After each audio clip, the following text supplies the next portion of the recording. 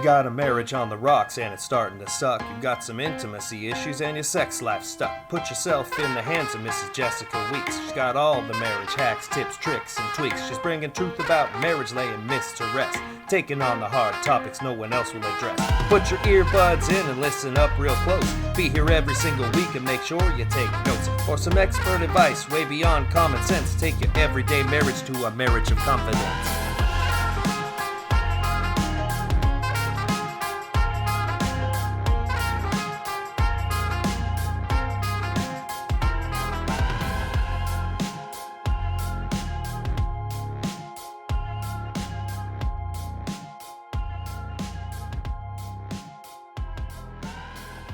This is the Confident Marriage Podcast. I'm your host, Jessica. And I'm your host, Sean. No fluff, just straightforward, real talk, real world experience, and practical solutions. We talk about what no one else will.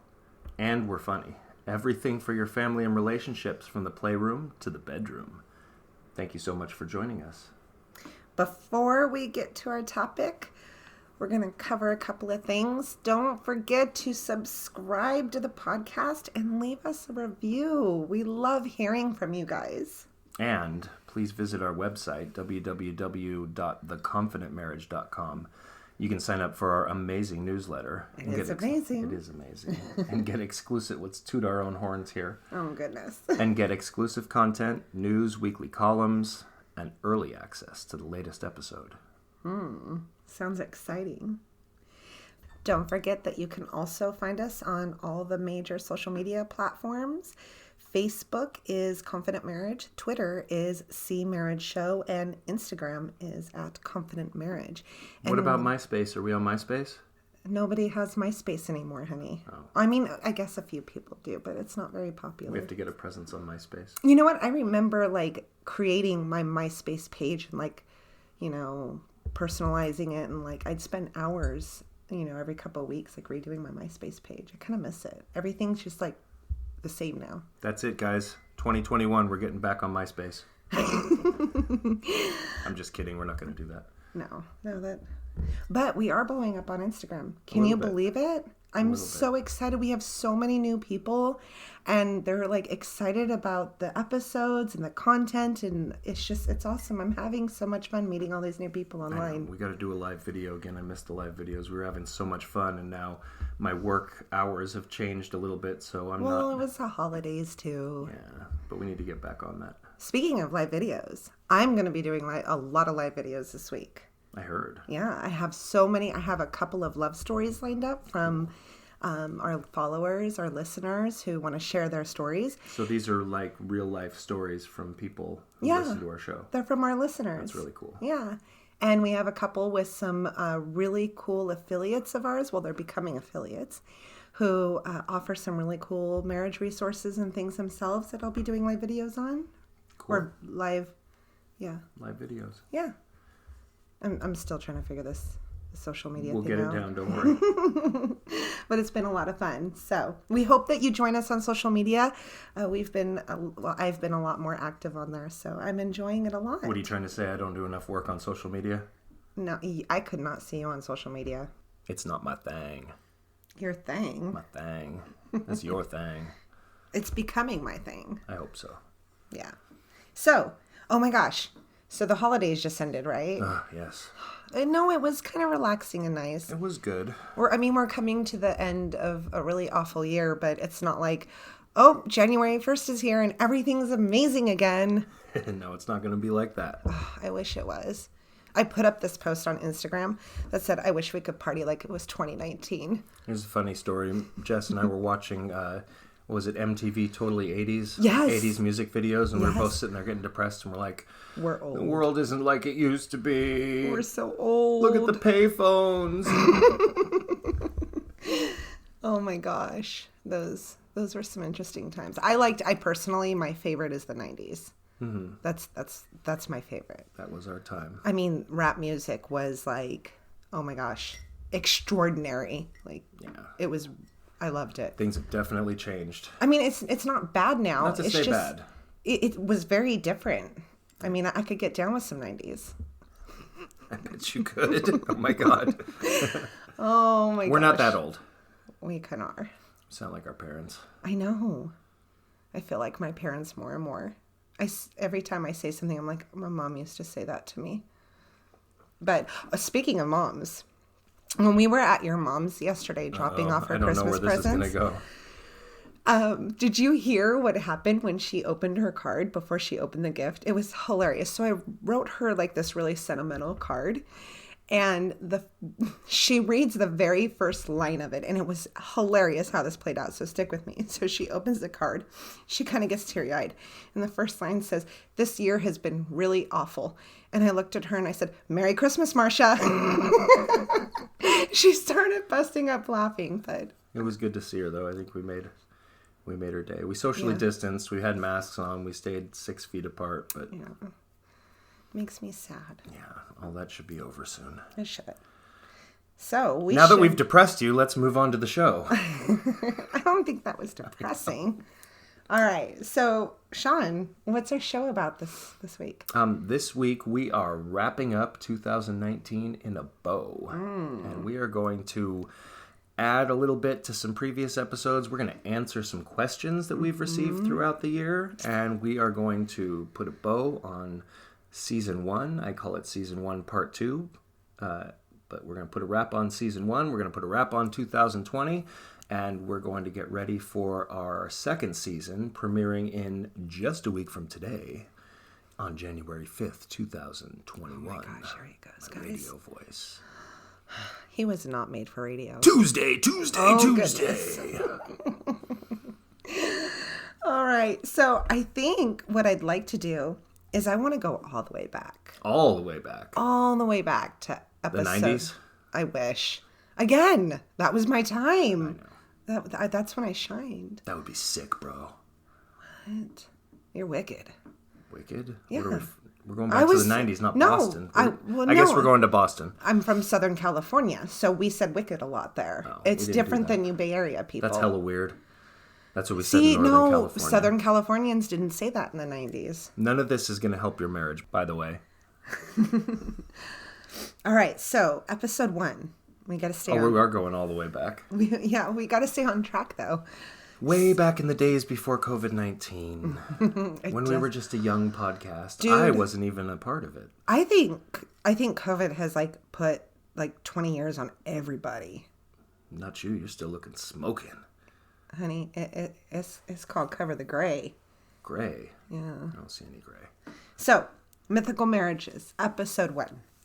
What we really talked about in that one is society's whole idea of what a marriage should look like. And I think it's so damaging because so many of us get into marriages, and I know I do it, especially the women. We have this whole happy ending kind of, fantasy idea. And even though as we get older, we know it's not really like that. I guess our hopes are that it's for something similar to that.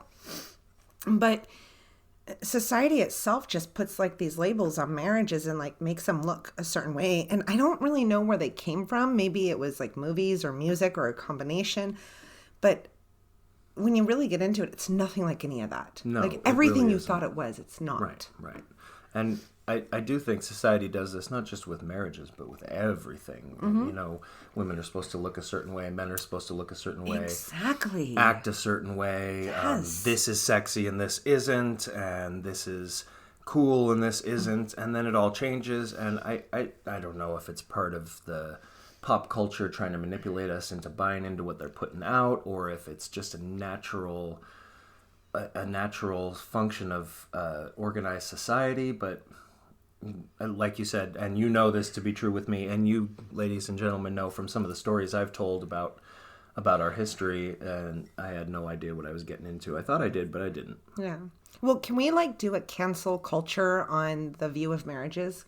How do we do that? No, I don't think we can do that. Oh. We're trying to do it. I think we're doing it right now by trying to bring some of this stuff out into the open. Yeah. So I do think the mythical marriages topic, even though it was way back at the first episode, is just such a good topic. And yeah. I've even been talking with you about doing something similar to it, but with a little different spin on it in the new season. Mm-hmm. Because especially if you get married young. Your idea of what a marriage is may be based on solely what you witnessed your parents and your friends' parents going through, or solely what you, God forbid, solely what you watch on TV or see in movies. Well, and I don't think it's just when you're young either, because especially nowadays, the last decade or two, people have been getting married older in their, 30s or early to late 30s. And I think it's just not really, I think that there's just so much divorce that people aren't able to see the struggles that their moms and dads went through to keep the marriage going, or to see what it really is like. I don't know. But, my whole point is like, once we're married, and I think we're all guilty of this, regardless of what society imprints on us and tells us what is so, but we kind of like wash our hands of like the wooing and the work that we put in to get to the place of marriage. And it's like the work is done, and so now you've obtained your goal, and everything is just supposed to come organically now.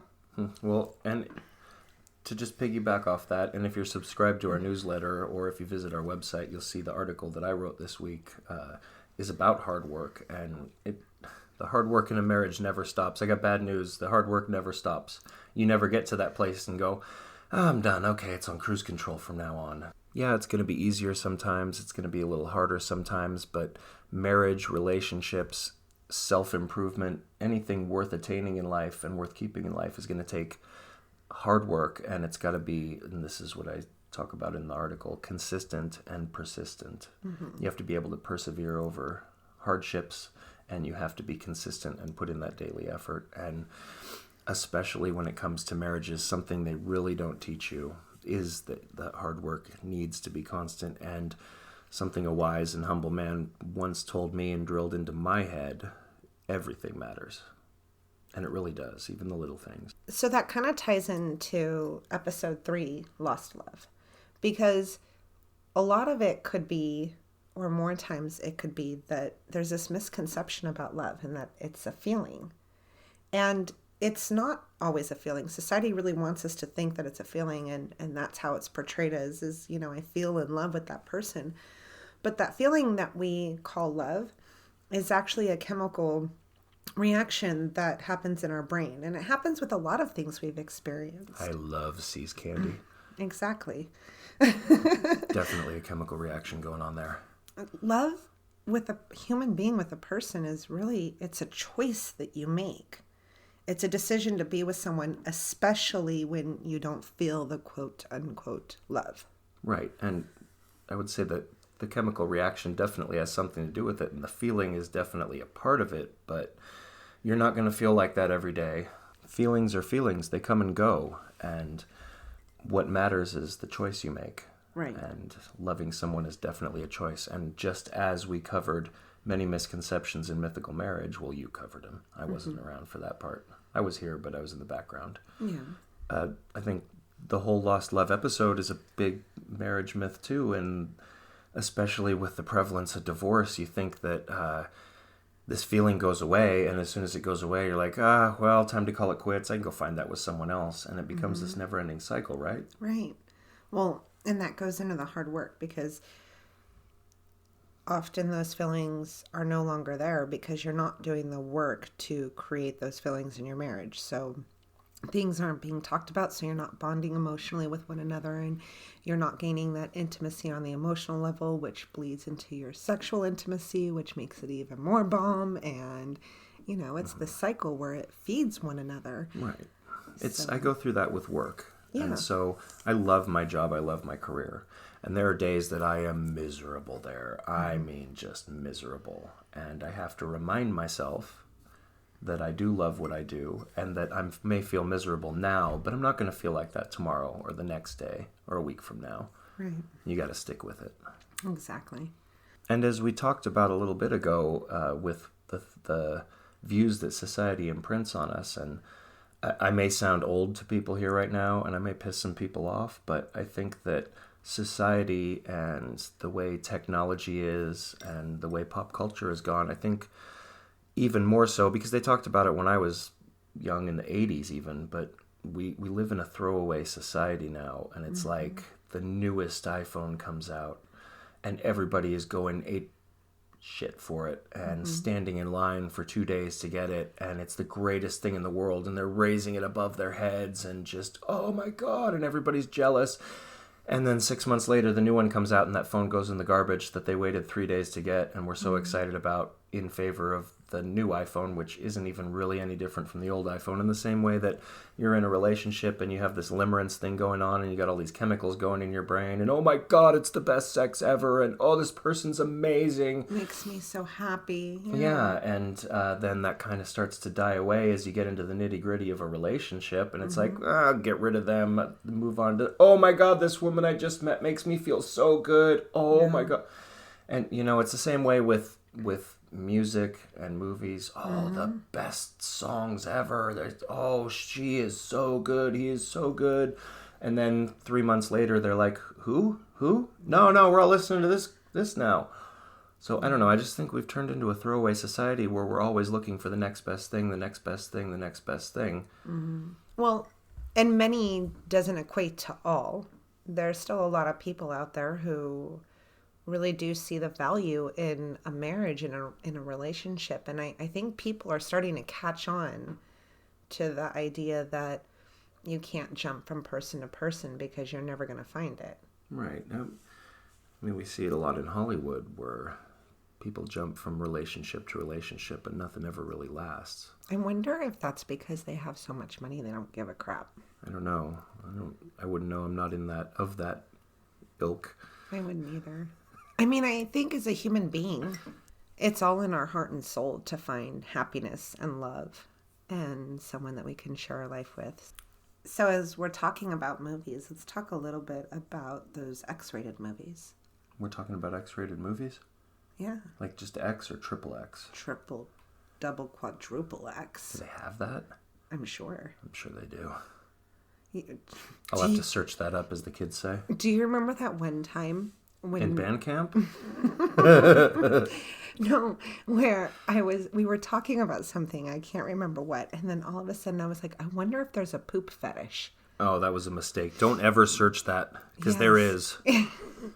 And it's It not is. good. No. No offense to anyone who may be into that sort of thing. We listening don't to judge the show. here. We don't judge, but No. it wasn't for us. No. At all. It wasn't. Like at all. Oh my gosh.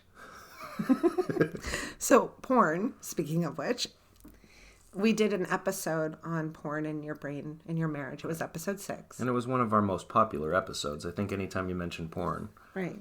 Well, and I think the misconception with that episode is that people think we're like anti-porn and you can't watch it. No. So it's not watching porn there are some issues with that I think we've gone into and we'll go into next season, because there's some, even if you're doing it with your spouse's consent or with your spouse, there's still some objectification issues that can come up and all that. Right. But porn per se is not bad, and we're not trying to outlaw all of porn. No. I think what we advocate is that there's a responsible and the right way to use it in a relationship, and it's all about honesty. Exactly. Well, that and everything in moderation, right? They say coffee is good for you, but too much is bad. They say alcohol is good for you, but too much is I bad. don't do that anymore.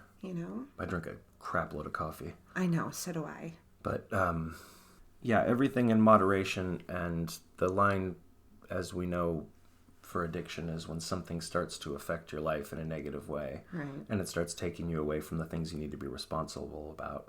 Yeah. Responsible. Well, and it's like, but what about that situation where it's not affecting your life, but your wife is getting ready to leave to hang out with her girlfriends, and she's dropping the kids off at the grandparents' house, and you just cannot wait for her to get out the door and get on your phone or computer? Like, do you think it's a problem at that point, or is that just like a normal, I don't get to do it much, or here's my opportunity? Or Well, I have a question for you. Sure. I'm not the one doing it, so you got to ask my hypothetical person. In this hypothetical situation, does the wife know that the husband uses porn?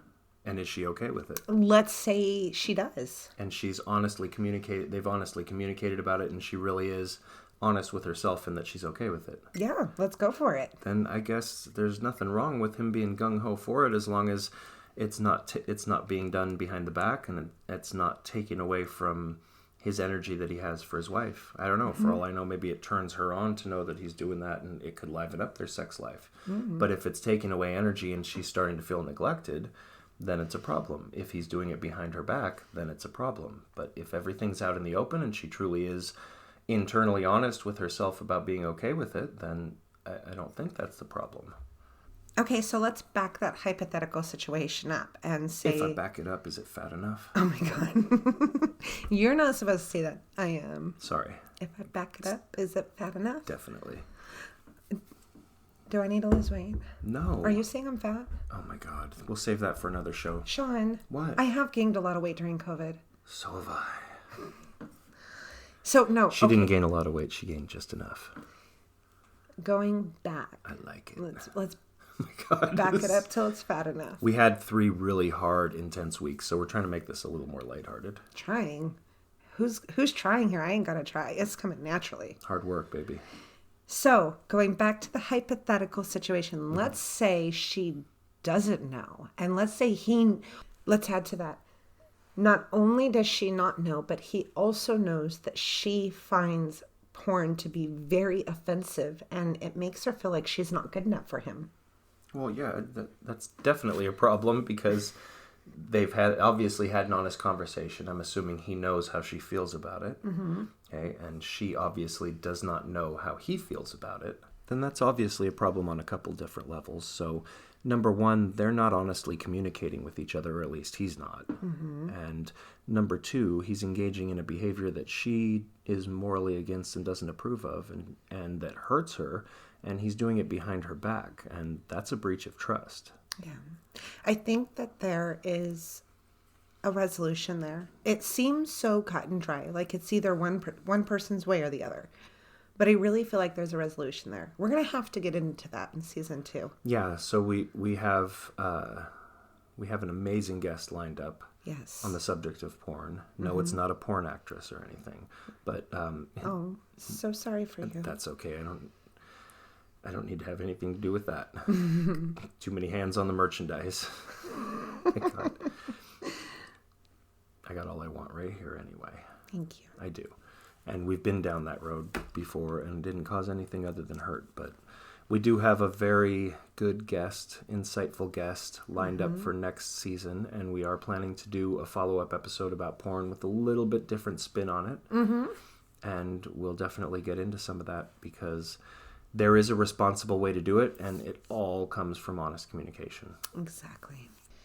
I think we should take it a step further. Are you ready for it? I'm ready for it. And have an episode on masturbation while in a marriage. Wow. Okay.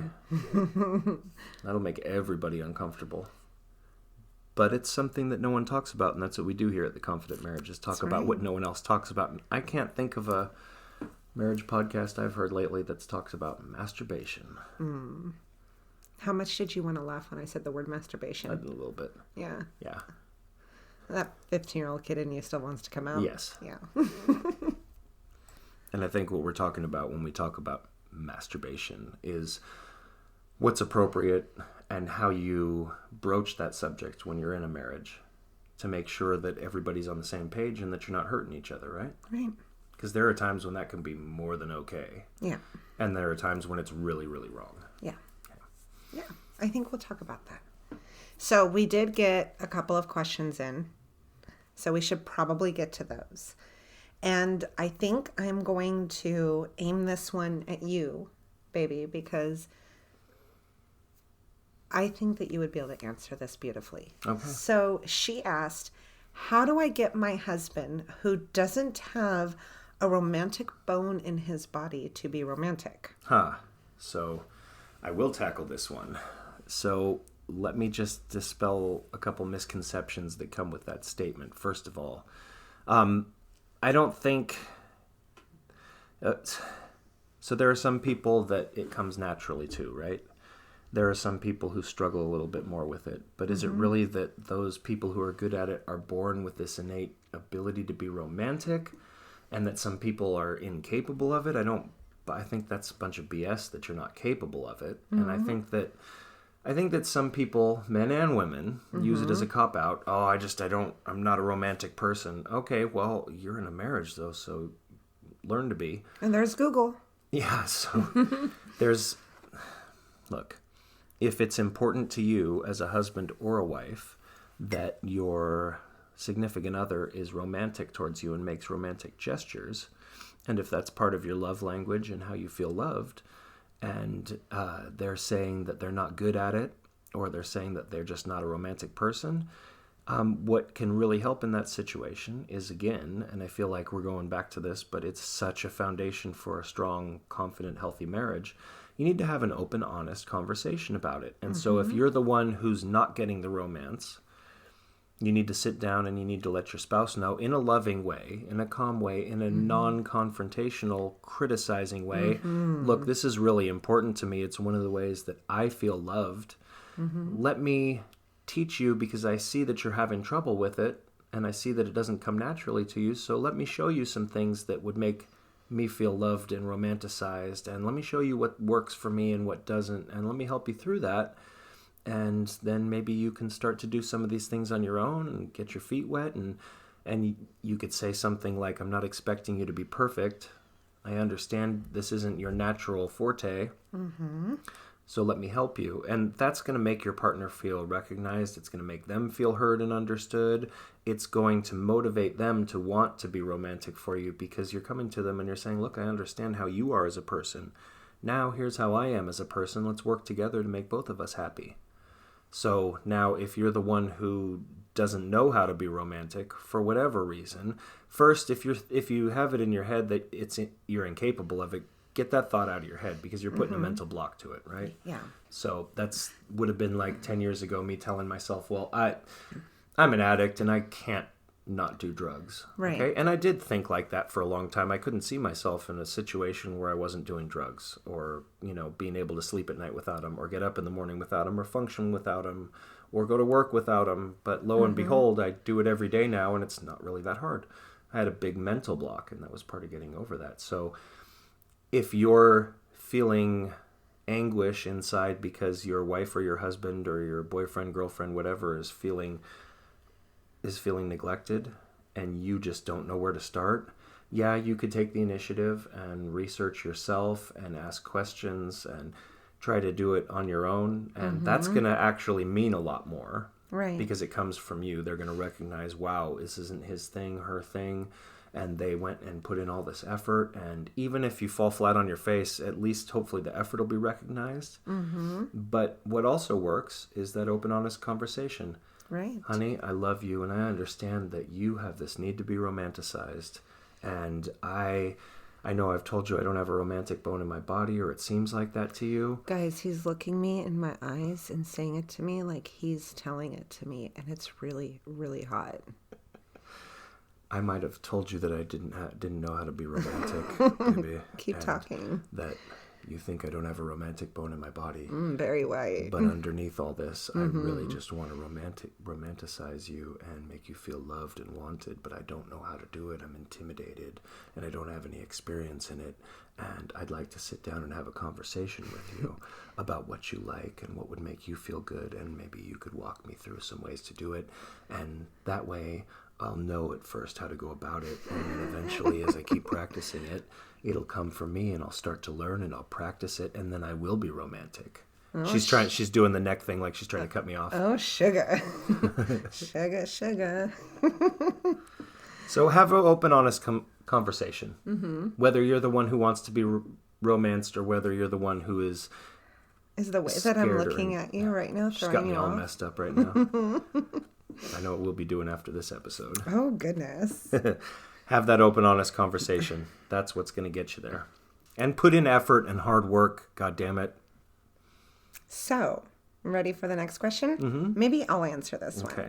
So we have a listener, and they're really struggling. So they've been in their marriage for quite a while, and their spouse has been having an affair for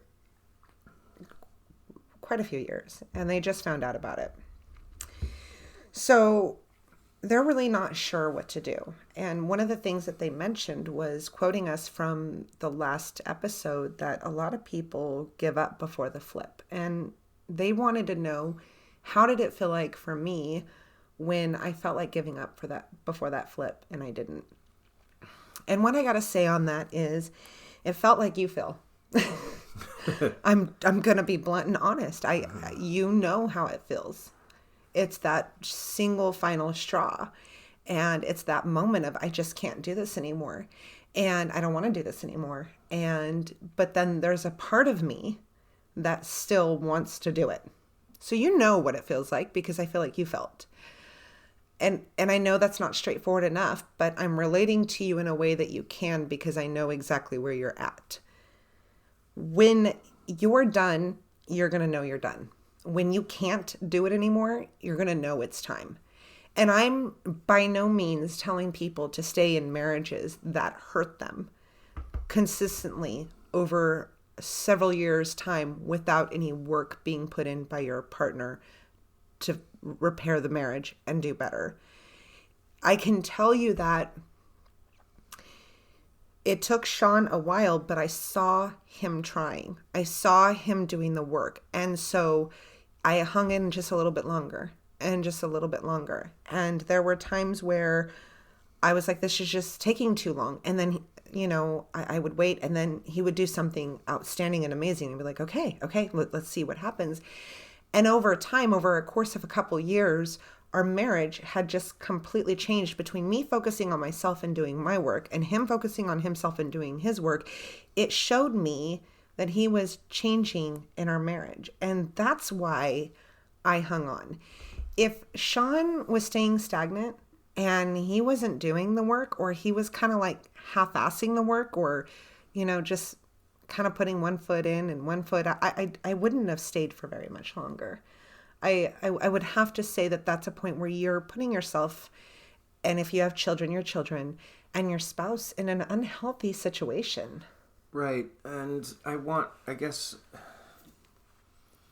unfortunately, and it's going to be hard to hear, is there's not it's not going to keep going like it is, like Jess used the word stagnant, and then all of a sudden flip 180 degrees. There's going to be signs of change, even if they're small, and there's going to be this sometimes minuscule trajectory upward, and that might be 2 steps forward, 1 step back, 1 step forward, 3 steps back, 4 steps forward. It might be this up-down thing, but there's going to be a general upturn towards change, even if it's tiny. And if it's just kind of stagnating and things are staying as they are, especially when it drags on for years, that's when you got to step back. And it's so hard to answer these questions because every relationship is different. Well, and there's details in relationships that we don't know, so we wouldn't really be able to answer. All I can say is that if it were me, based on my relationship with you and our details and situations, that's why I did it. And so I don't know if they're working on it, and I don't know what the nitty gritty is, and I don't know the details. So it'd be really hard. So I can only tell you from my experience with Sean. And, he kind of asks me, well, you decided to stay with him even when he wasn't making good choices. And what was that like for you? And I have to say the same thing. It was the same as what I have just said.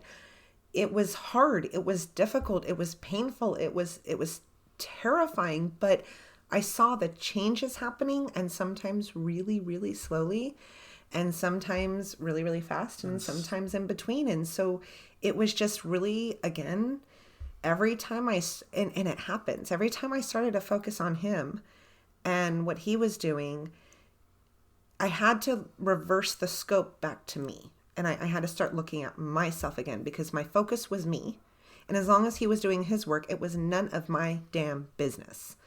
As long as he was doing him and I was doing me, and it was for the betterment of us, I needed to just stay in my own wheelhouse. Right. And not mess with him and start dictating him. And that's not my job as a wife. And I guess that my advice, the best advice I could come up with for that person is, you need to take a step back, and you need to really, and this is so hard to do, it's almost impossible, but you need to try to take yourself out of yourself. Take yourself out of the situation. Tell me how to do that, because that sounds amazing some days. I don't know how to describe it. I just do it. But you gotta You really have to look up. I'm sure you know the difference between objective and subjective. You need to take yourself out of that and try to get an objective view of the situation. Not what other people around you think, not what your heart is telling you to do, not what your loyalties or your history is telling you to do, but you got to look objectively at it, and you'll know. Right. And it might hurt, and you might not want to admit it to yourself, but you'll know. Right. Or you'll know that you're doing the right thing. Well, and also in his email, he said that it seemed like when we were talking, one of the points where I said where you almost passed me up. And I know what part he is talking about and what I meant to say. So I said he almost passed me in the dust. What I meant to say, or he almost lost me in the dust is what I said. And what I meant to say is that you almost fell so far behind that you lost me, because I was going so far ahead of you that there was dust between us and you couldn't see me anymore. I was so far ahead. So, but on that note, even though that's not what I intended to say, I will say this. Sean and I are so much more at the same level and going in the same direction now than we ever have before. And the amount of growth that he has done, if you measure it, it is more than me, because because I had so much more to do. I love you. Well, I did a lot of mine. Yeah, you've come a long way too. I did a lot of my work before us. Many eons ago, I had done a lot of my work. So in that time frame, yes, you did surpass me. And you know what it felt like? It felt amazing. It was so incredibly awesome to see you do so well and do so much work, and just to be able to sit there and cheer you on and say, yeah, go baby, go Sean, you got this. And to see the person you've become, it's amazing. It's the same way with you. Yeah. Thank you. So the last question I want to touch on is, he also mentioned in his email that we said not to bring children into the situation when it comes to affairs, and wanted to know how we did that. When we speak on not bringing children into the affairs, not letting them know about it, not speaking to them about it, not letting them hear your arguments, when we talk about that, we're talking about our failure. Because our kids heard bits and pieces at times, or saw that we weren't okay with each other at times. And even though it wasn't much, it was enough to make me regret not putting on game face for them. And so when I talk about that, that's a failure. That's a mistake that we made that we don't want other people to make. Right. And so it's next to impossible for the kids not to know something's going on. I think a big part of it in not bringing the kids in is, especially if the kids are older, into their preteens, teens, even early 20s, don't use the kids as confidants. Don't talk about them as if they were your friends.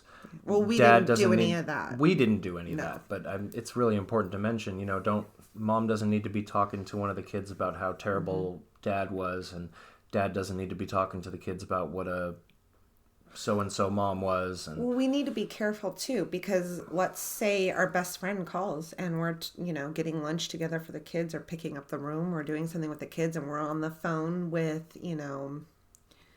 our Miss Best Friend, and we're like, and this happened and that happened, and he did this and he said that, and then I said, and I don't know what to do. They're hearing that conversation. Right. Even when you don't think they're listening, they're listening. Yeah. Kids are smart. Smarter than you think. Yeah. Our 4-year-old today, we were watching football, and he points out, I like numbers 64 and 65. And I'm like, he can't even count past 11 or 12 or something. So he knows he knew that there were numbers on the back of their jerseys. Like, I'm just saying, kids will blow you away with the way they're able to put things together. Our daughter can be watching TV or on her laptop or something, and we will ask her to get up and do her chores 17 times, and she won't hear a word we say. But then we'll be talking quietly to each other about plans for the next weekend. So creepy, you guys. She'll hear her name, and she'll pop her head up like she heard every single word of it, and Well, what about the other day where we were whispering to each other on the other side of the room about Christmas gifts, and she heard the whole thing and repeated it verbatim as if she was right there? I was like, girl, you got some... If you can sit there and do that, how is it you did not hear me to go feed the dog? Just dug your own grave. They know and they hear, and even if they're too young to understand, they're going to pick up on something going on. So just try to shield them as much as possible and don't use them to vent on. Right. Okay. All right.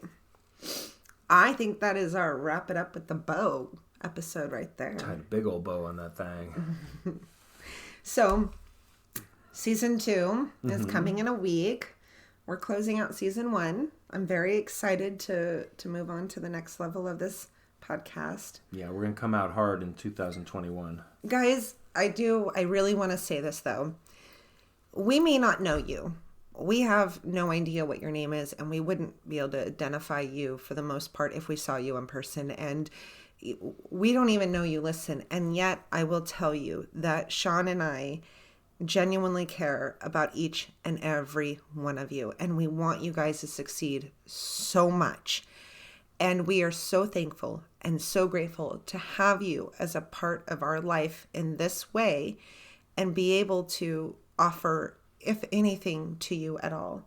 So we really, really do want you to know that we appreciate you so very much. And thank you for being a part of this podcast and this community. Yeah, seriously, it's especially the last couple months, the second half of season 1, it's been off the hook. And you know, we really do care, and I know that sounds so cliche, but we really do. We don't get paid for any of this, and we both have busy lives, but we love to do this, and it keeps us focused on where we need to be in our marriage, and like nothing gets us more than hearing those stories and hearing back from you guys that you listened and you loved the show, that we helped in any little way.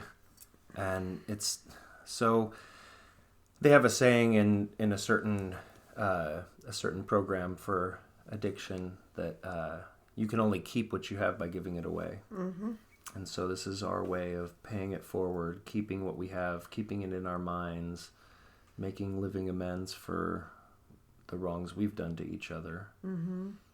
But we really... And genuinely not wanting you to make those same mistakes. Right. Yeah. So, season 2.